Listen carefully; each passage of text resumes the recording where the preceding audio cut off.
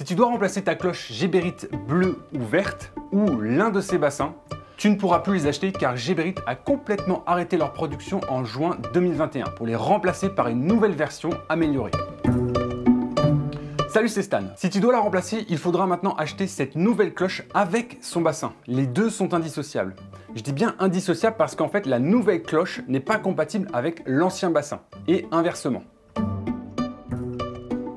Alors il existe plusieurs modèles de cette nouvelle cloche qui s'adaptent à plusieurs gammes de réservoirs Geberit. Du coup, pour t'aider à ne pas te tromper de cloche, je te conseille d'identifier ton réservoir en relevant la référence qui se trouve à l'intérieur. La référence se trouve soit à gauche du robinet d'arrêt, soit à droite.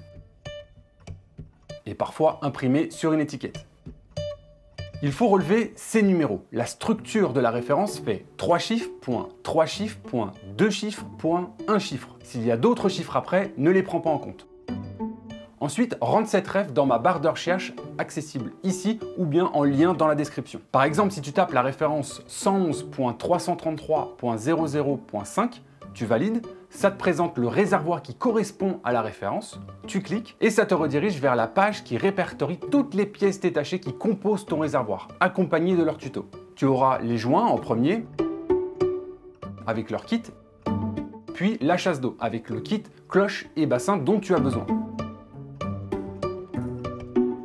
Autre chose, dans cette page, tu retrouveras un QR code propre à ton réservoir. Il se colle sur le cadre de fixation, juste ici.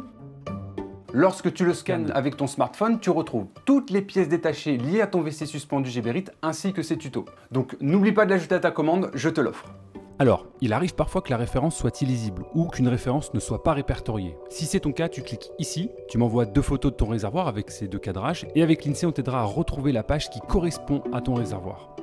Avant de t'expliquer l'installation et les avantages de cette nouvelle cloche plus bassin, je fais une petite pause. Pour soutenir mon travail et bien référencer cette vidéo, je compte sur toi pour la liker, me mettre un commentaire et t'abonner si tu apprécies mon contenu. C'est très important pour continuer à créer d'autres vidéos. Quels sont les avantages que Geberit a apportés à cette nouvelle cloche et à ce nouveau bassin? Tout d'abord, la cloche est plus simple à insérer par la trappe puisqu'elle a perdu 1 cm de diamètre. La consommation d'eau de la petite chasse et de la grande chasse est plus précise et plus simple à régler. D'ailleurs, si ça t'intéresse, tu retrouveras dans la page de ton réservoir une vidéo qui te permet de bien régler ta cloche pour faire des économies d'eau. Le bassin, quant à lui, est maintenant équipé d'un bras qui viendra se fixer sur le réservoir. Et la cloche viendra se fixer dans le bras du bassin.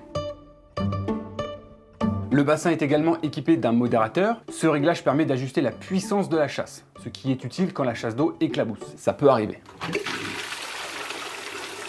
Si j'ai pu t'aider dans le remplacement de ta cloche et de ton bassin, envoie-moi une petite story de ta nouvelle chasse d'eau ou du QR code avec un petit mot. Ça fait toujours plaisir de voir vos réparations. Je te remets ici le lien de ma barre de recherche pour identifier ton réservoir. C'était Stan. Ciao!